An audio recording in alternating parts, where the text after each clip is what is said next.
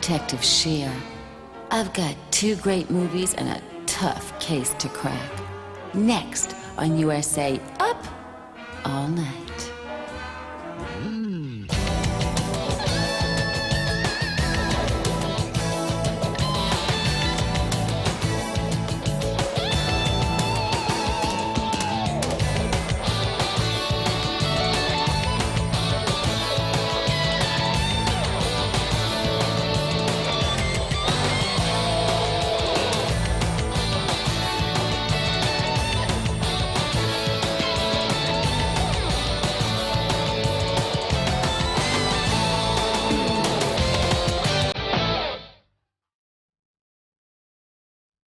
The name's Shear, Rhonda Shear. I may be a 2-bit PI, but there was one night when I had to solve the toughest case of my career. It was August 26th, on a night just like tonight. In fact, it was tonight. I thought it was going to be a pretty dull evening. Just show a couple of movies and relax. But there was an envelope on my desk that said otherwise. But what was in it? Was it a ransom note? Was it a stiletto knife? I didn't have time to check because I had to introduce the movies. Later that night we were showing Pick Up Summer, but our first movie was This Gun for Hire, starring Robert Wagner. How they got Robert Wagner to agree to be in this 2-bit flick, I'll never know. I'm a very agreeable fellow. That explains it. I had to start searching for more explanations. So I just introduced This Gun for Hire on USA Up All Night and got cracking. As I suspected, the envelope on my desk contained a letter. It read, "Dear Detective Shear, my sister's been kidnapped. Can you help me?" Signed, Jake. If I was going to solve this case, I'd need a little more information. Since the show's budget could only afford 1 set, I couldn't pay a visit to Jake. I had to let my fingers do the walking. His voice was trembling. He was obviously shaken up. I asked him to come to my office, even though I knew he'd fall in love with me, and I would end up breaking his heart. But a woman has to do her job. He said he'd try to get here after the commercial, and right before This Gun for Hire starts again. I said, that'll be fine.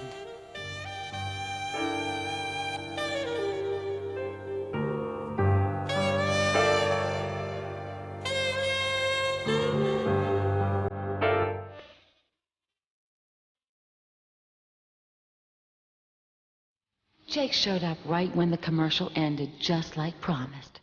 But was he really honest, or was he just setting me up? He was a great-looking stud. He had long legs and a butt that wouldn't quit. I wanted him to fill me in as soon as possible, and then tell me all about what happened to his sister. He seemed eager to talk, but first I thought it would be a good idea to make him watch a segment of This Gun for Hire. He agreed, and USA Up All Night continued.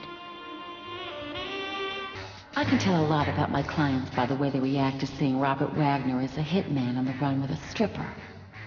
I could tell Jake was not impressed. I asked him what he knew about his sister's disappearance. He told me a ransom note was left in her apartment. He also found a list of names on the floor, but didn't know what they meant. The names were Washington, Barbarino, Cotter, and Horshack.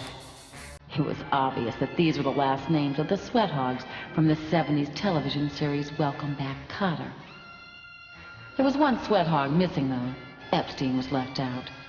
Was it because he was Puerto Rican? Or was it, in fact, he was the key to the puzzle? Unless I missed my guess, Epstein was an anagram for steppin'. Could have meant anything, but I had a hunch. No place in town did more steppin' than the step aerobics class at the city gym. My hunch was right. Jake's sister, Joan, was a member of the city gym step aerobics class. It was all moving way too fast. So I took a break for a commercial on USA Up All Night.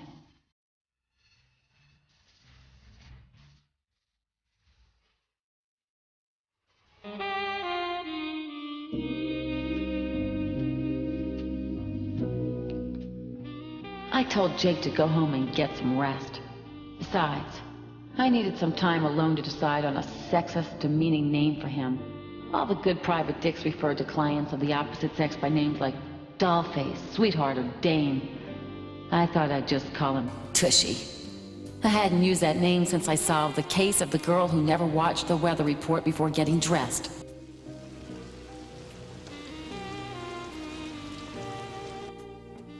That was some case, but so was this.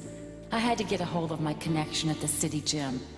Meanwhile, I sent the TV audience back to This Gun for Hire on USA Up All Night. My connection at the city gym was Philippe. He was a step aerobics instructor and was my personal trainer for about 2 weeks. Philippe was still angry that I had quit working out with him. He said he wouldn't tell me a thing until I promised to start eating right and working out immediately. I had no choice but to give in. I needed information, and I was running out of time. Actually, I had no time limit. But I read that self-imposed deadlines help make your time away from work less stressful and more relaxing. Before I could digress any further, I ordered the director to go to a commercial and told him we'd return to This Gun for Hire after these messages.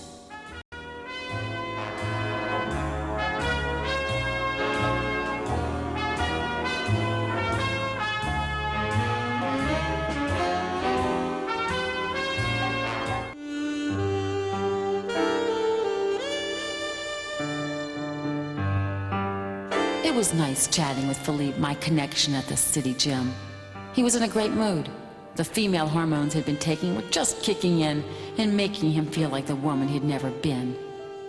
That's when I asked him about the disappearance of Tushy's sister. He got nervous, said his class was starting, and hung up on me. So many questions filled my head. Did Philippe really have a class to lead? Was he involved with the kidnapping? Is he protecting someone? How much closer to my face could this camera possibly come? Could I order a pizza to get the taste of carrots out of my mouth? I still had so much to figure out. Luckily, there was plenty more of This Gun for Hire on USA Up All Night.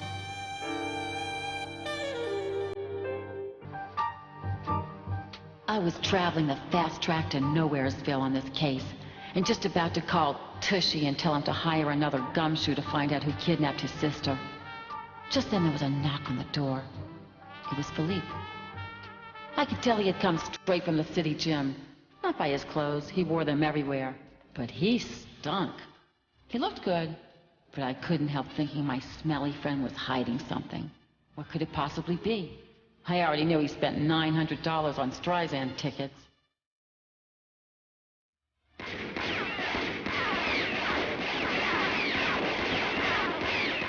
Quick!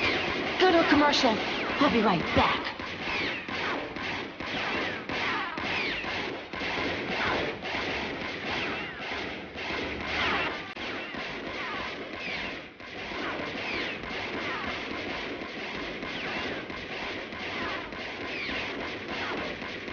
Luckily, neither Philippe or I were shot in the gunfight. I could tell that Philippe was just a small slice of a large corrupt pie. You know, like the sliver piece you cut off of yourself at the office birthday party. Then on your lunch break, you run to the bakery and wolf down a piece 6 times that size. Anyway, the key is to get the big pieces, and Philippe was going to lead me right to them. But first, I thought I'd watch some more of This Gun for Hire on USA Up All Night.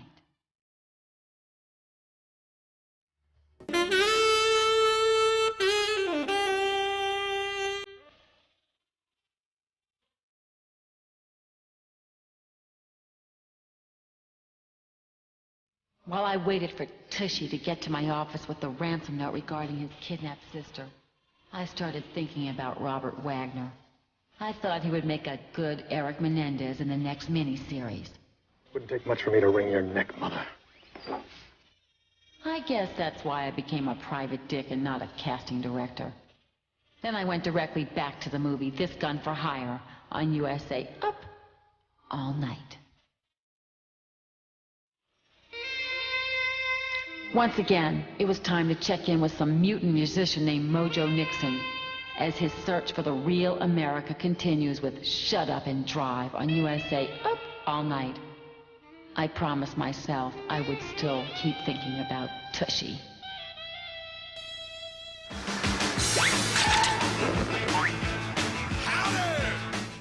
Tortilla toss? You know, if that's anything like tossing your cookies, girl, we're gonna be Arabized. Yeah, maybe you can win me something. Okay, go on. All right, Mojo.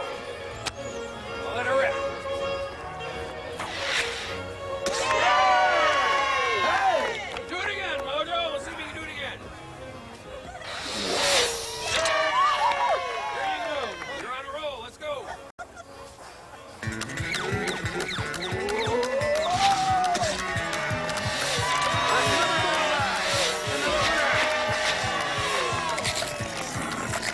Incredible! Another bullseye! We have another winner! Another winner! All right, Mojo. This is for all the marbles. The big winner today. Mojo, What? only one more Mojo. You can do it.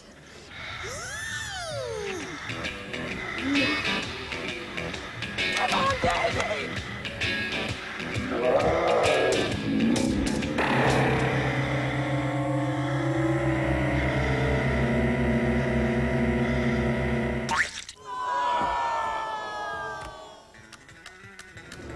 How's this look? Oh, I'm the only Arabian Night. With a lumberjack shirt on.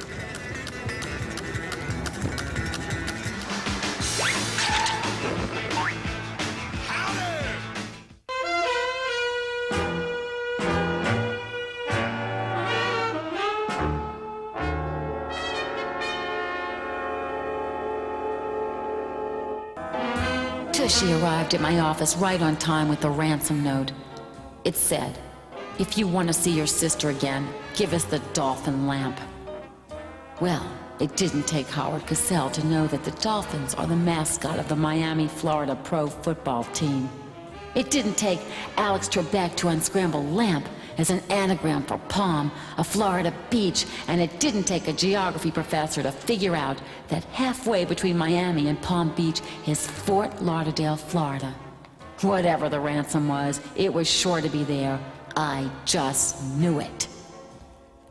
Of course, I have been known to overanalyze at times.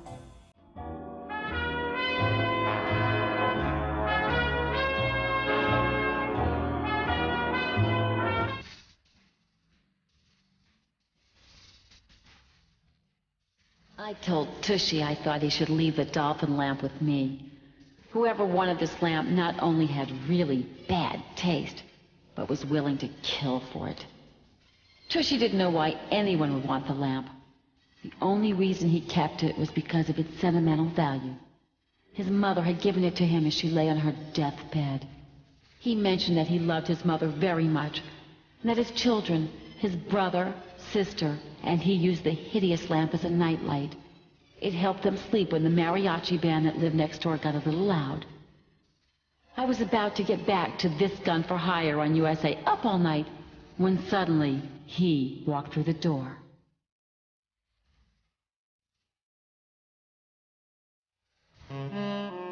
My surprise visitor was Tushy.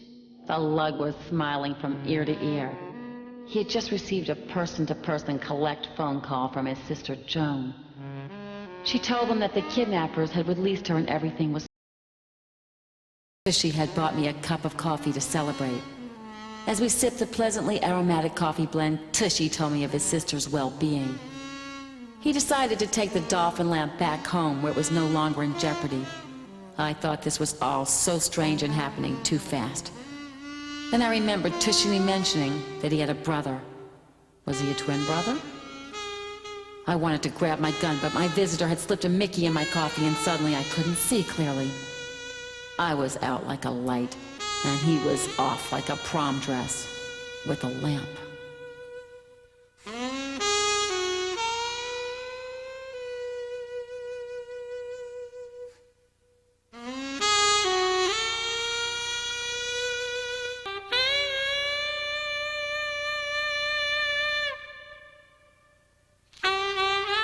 Whatever Tushy's twin put in my coffee, it sure was strong.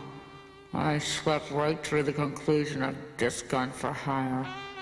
But I figured the USA Up All Night fans would tell me what happened later.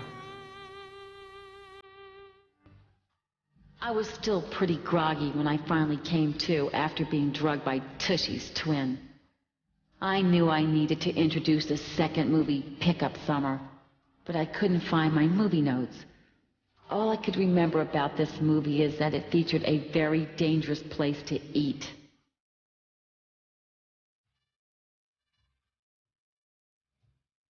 I hope that was enough to convince the viewers to stay tuned to USA Up All Night. Rhonda wants to hear from you. Write me, Rhonda, USA Up All Night. P.O. Box 5719, Beverly Hills, California, 90209-5719.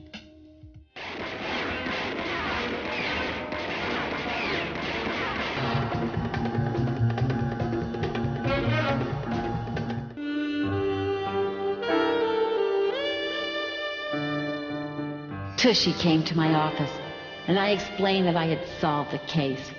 His mother leaving the dolphin lamp to him created a sense of resentment and jealousy for both Joan and his twin brother. All their mother left them were salt and pepper shakers shaped as chuck wagons and a matching set of oven mitts with baby ducks printed on them. So together, they made a plan to take the lamp from Tushy. Philippe let Joan stay at the city gym until the ransom was received. That's why he tried to scare me off the case. He knew I was onto him. I told Tushy I'd tell him the best part of the story after this segment of Pickup Summer on USA Up All Night.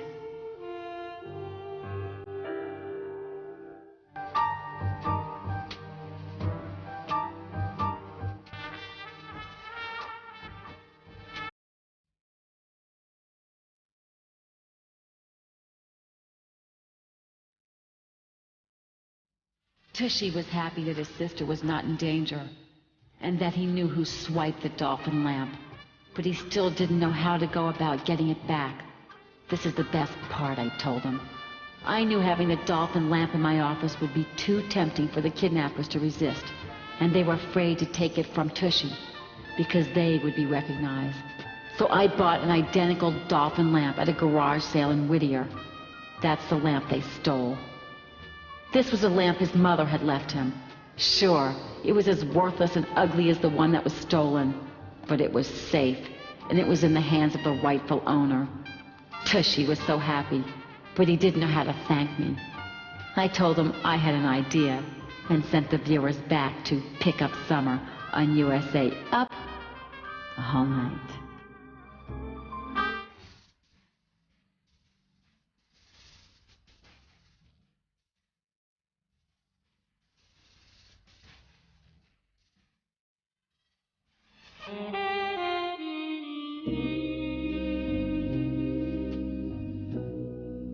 Things between Tushy and I didn't really work out. I won't tell you exactly what happened, but let's just say I know how this girl feels. Rod, it's so small. I don't... Anyway, we private eyes are a lonely breed. At least until the next case. Here's more Pickup Summer on USA Up All Night.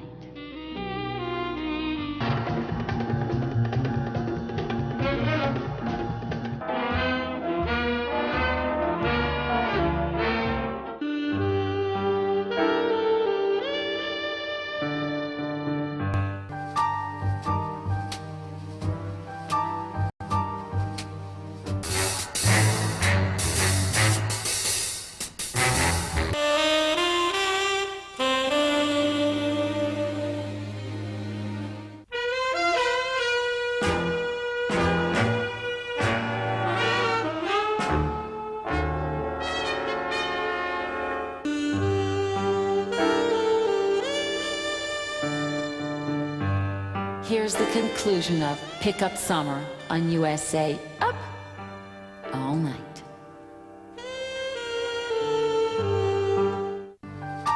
What a night it was. and to think there was still another movie to show, Fast Times at Ridgemont High. I, however, was pooped. I had fallen in and out of love, been shot at and drugged. I was calling it a night. But I'd be back again next week when we'd do something completely different all over again. So I told everyone to remember from the keeper of the Sizzle Kiss, if it's L.A., it's Rhonda. Up all night.